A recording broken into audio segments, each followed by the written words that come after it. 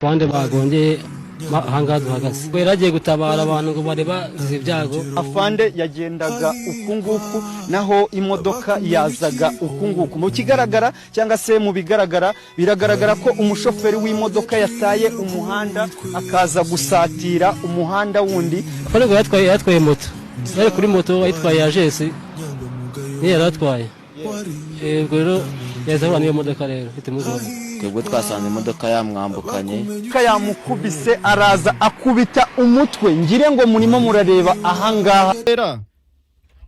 Waramutse neza? Waramutse. Ni wowe watubwiye wanditse ku mbuga nkoranyambaga inkuru ibabaje y'umupolisi w'umu CIP Bahati Faustin wagonzwe n'imodoka agiye mu kazi ko gutabara abantu bari bagurira n'ikirombe ageze Rurindo hari abita Rusine imodoka iramugonga arapfa. Hari ahandi wigeze ubona ino nkuru? Oya ndumva nta handi nayibonye. Ubwo rero ni wowe uyifite ngaho tubwira uko byagenze. Uko byagenze uriya mupolisi yakoreraga kuri station ya polisi ya Ntarabana ahazwi nka Kaje Vuba.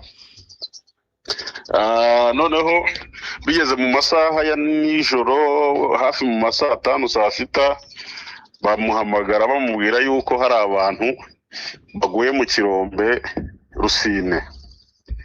Ubwo rero yahise afata moto ya Agesa agenda agiye gutabara kuko yarahamagawe n'ubuyobozi bw'inzego hagati ya Nyacyonga na Marenge yego naho ngaho niho yagongewe. Yararimo avuza Nyacyonga aje aho Rusine gutanga ubwo bufasha kuko abo bantu bari baguyemo harimo umuntu umwe wo mu murenge wa Masoro n'undi wo mu karere ka Gasabo ku gice hirya za Rutunga. We baje no kumukuramo bigoranye ariko nawe yageze akurwamo ejo biriwe bari mu kushaka uburyo bakuramo.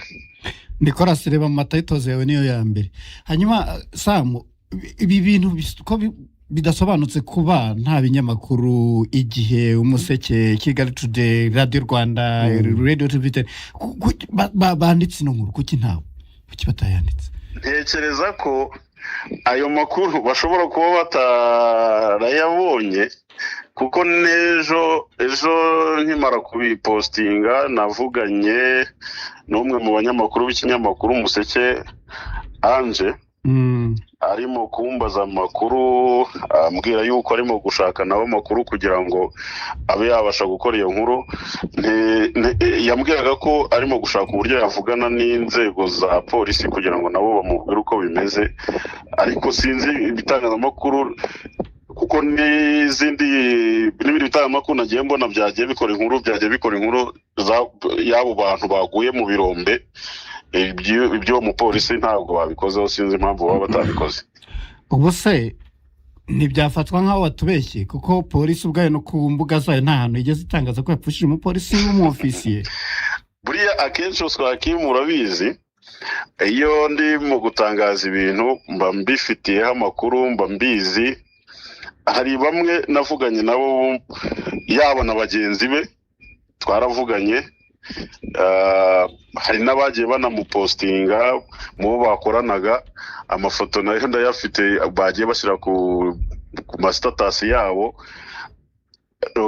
Ayo makuru ni impamo ntabwo ari ikinyoma kandi ari ikinyoma. Oya n'ubundi ntago mbikubwiye kuko mbifata nk'ikinyoma nukuganira buriya ukuri gushirira mu biganiro kuko urabona ino tweet yawe yarebwe n'abantu 71,000. Ni benshi. Amakuru ni impamo kuko na polisi ngira ngo nayitaginzemo kandi akenshi y'ibintu atari byo polisi irabihakana. Bivuguruza ukanya. Ikindi Sam Kabera uvuga iki kuba umupolisi munini nk'uyu yaburaga ipeti ryakurikiragaho yari wijye mu ba officier bakuru? Urumva?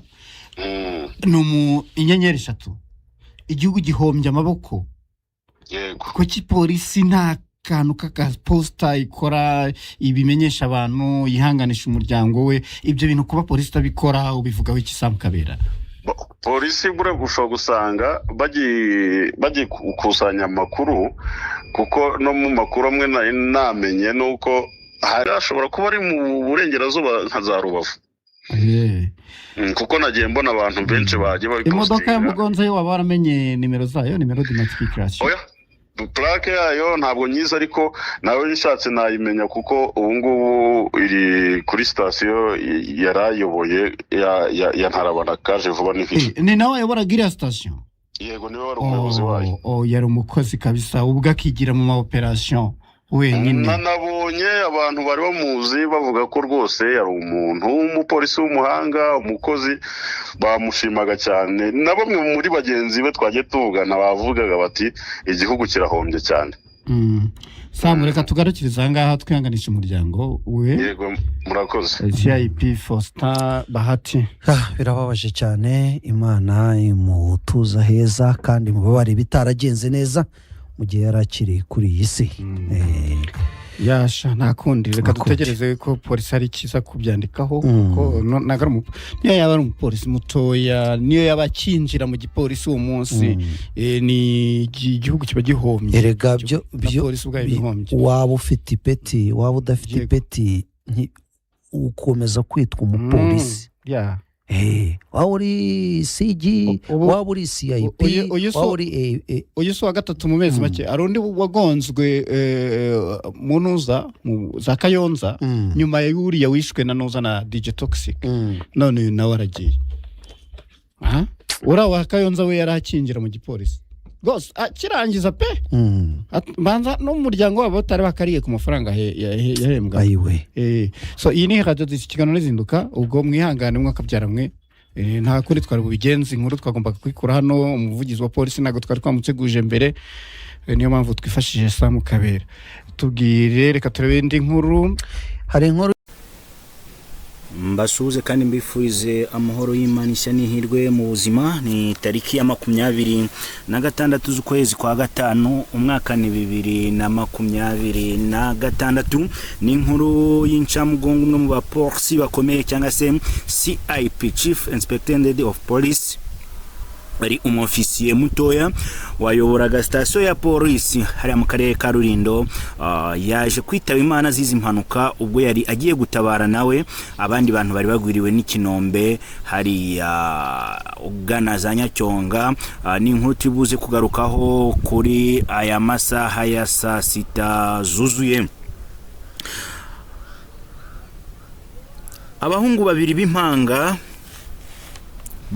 umwe arashwe na polisi ahita asiga ubuzima nyuma y'uko bakoraga umwuga w'ubusambo.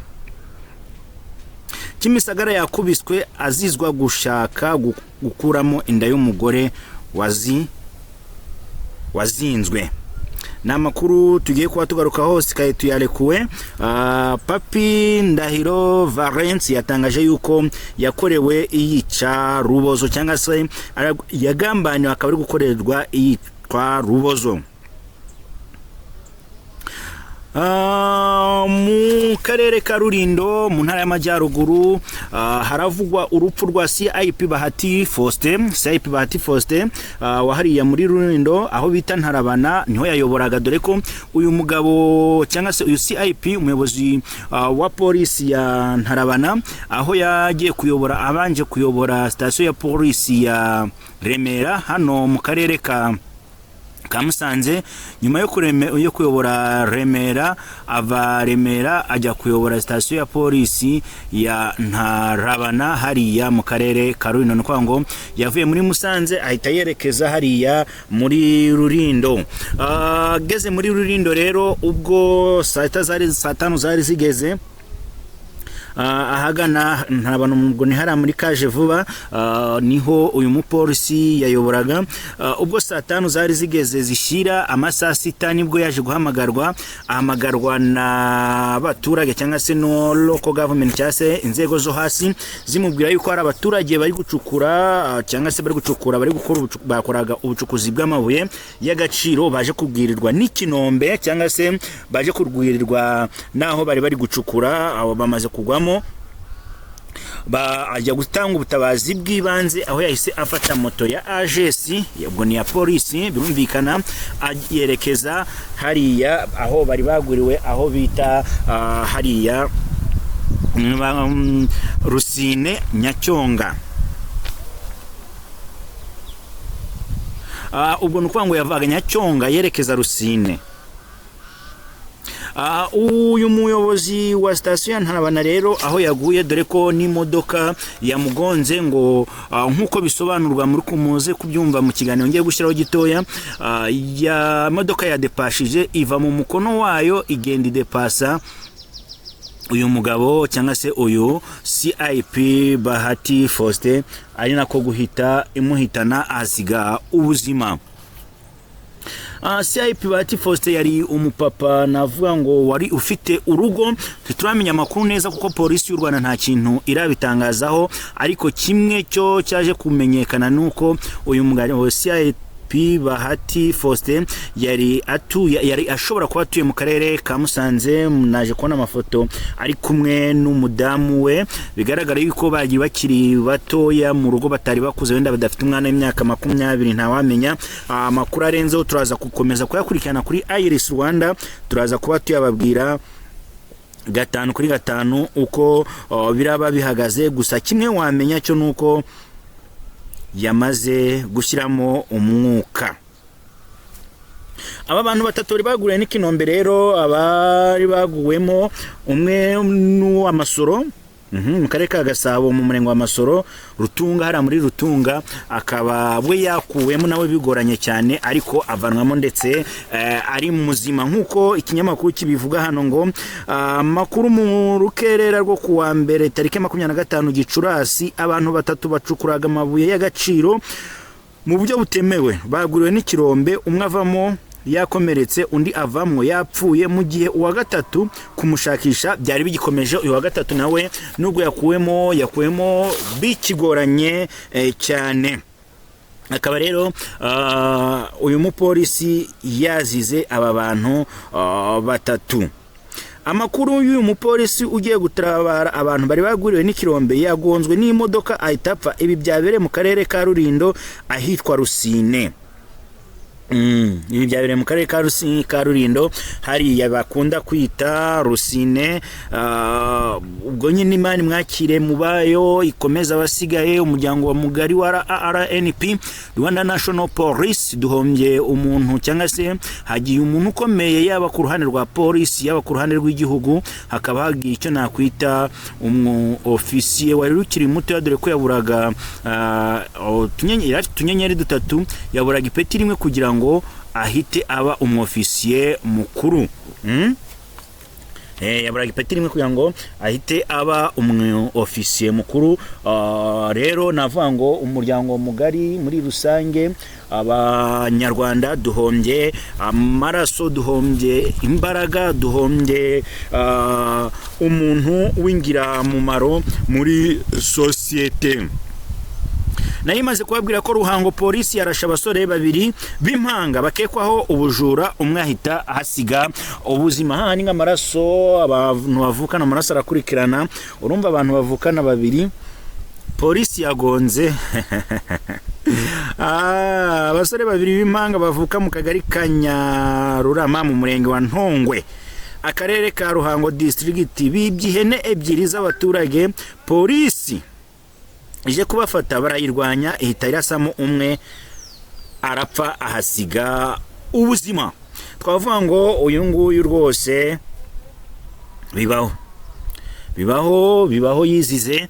Nawe Imana kwakire mubayo, gupfa no gupfa nyine, no kwiba no kwibarije, wari ushakisha ubundi buzima n'indi mibereho, ariko ukayishakira ahantu hadakwiriye hatanasobanutse mu buryo bumwe cyangwa se ubundi. Turacyakomeje n'amakuru ya sasta. Niba utarakora subscribe kuri Iris Rwanda TV, jyaho ukande ukore subscribe, ukore like, share na comment, ubundi amakuru n'ibiganiro byacu bikomeze kukugeraho ku gihe 5 kuri 5. Amakuru wamya nuko DRC Congo abantu 900 banduye Ebola, 101 bahitanwa nayo. Ni umubare muremure cyane. Byatangiye no guhwihwiswa yuko ikipe ya Congo ishobora kutazajya mu gikombe cy'amahoro, mu gikombe cy'isi, dore ko mu gihugu cyaho hari kuvamo uburwayi bwa Ebola bukabije. Amakuru umuyobozi mukuru wa OMS Dr Tedros Adhanom Ghebreyesus yatangaje ko kugeza ku wa 24 Gicurasi 2026 abantu barenga abantu barenga 900 bamaze kwandura Ebola muri Repubulika Iharanira Demokarasi ya Kongo, mu gihe abamaze guhitanwa nayo ari 101. Ni umubare uri hejuru cyane, wava yuko atari umubare mutoya. Dr Tedros yavuze ko umutekano muke mu ntara ya Ituri ukomeje kubangamira ibikorwa byo kumenya abarwayi no kubagenzura. Abavuzi bikadindiza imbaraga zo kurwanya iki cyorezo cya Ebola. Binumvikana Ebola ari naho Museveni yakuriye ku munsi yari yitabiriyeho inama n'abandi bayobozi, yanga kubasuhuza arababwira ati mwebwe murimo murahoberana kandi muzi ko Ebola itena hano hanze yakajije umurego. Ati nge ntawe nsuhuza. Perezida Museveni yateye utwatsi ibyo kwishimira kwa Arsenal, nabyo ni inkuru yari kuvuga muri Uganda, ariko isinza kwigaruka. Icyo wamenya nuko Sky 2 nyuma yuko yahabaye kwiyunga n'umugore we yamaze gufungurwa. Ese na ya mpano araza kuba yakwiyunga n'umugore we aze kuba yarekurwa, dore ko kwiyunga birakenewe kugira ngo imanza zigende zigabanuka mu muryango no muri societe muri rusange, dore ko ntabwo bimeze neza. Kigali umuhesha w'inkiko w'umwuga yarezwe azira kumwita igikuri. Amakuru mu mujyi wa Kigali kuri uyu wa mbere, urukiko rw'ibanze rwa Nyarugenge rwatangiye kuburanisha urubanza rwa Ingabire Neri Bihimba Mignone ufite ubumuga bw'ubugufi bukabije aregamo Maître Nyirakarangwa Aline. Uyu mugore arega Maître Nyirakarangwa Aline umuhesha w'inkiko w'umwuga amushinja kumufata mu buryo mumutesha agaciro no kumuvangura, amwita igikuri. Ijambo rifitanye isano n'imiterere y'ubumuga bwe.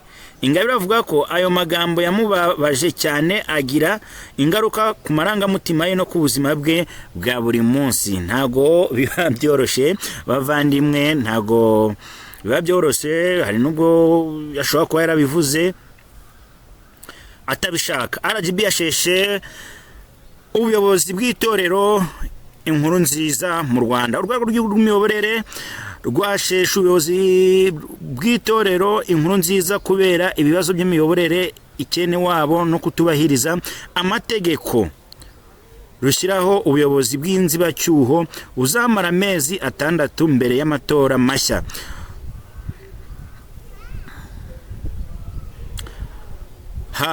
Kamifurize isasita nziza, mukomeze kugubwa neza. Ni Mr Jean Ngugu, ndabakunda cyane, mugubwe neza.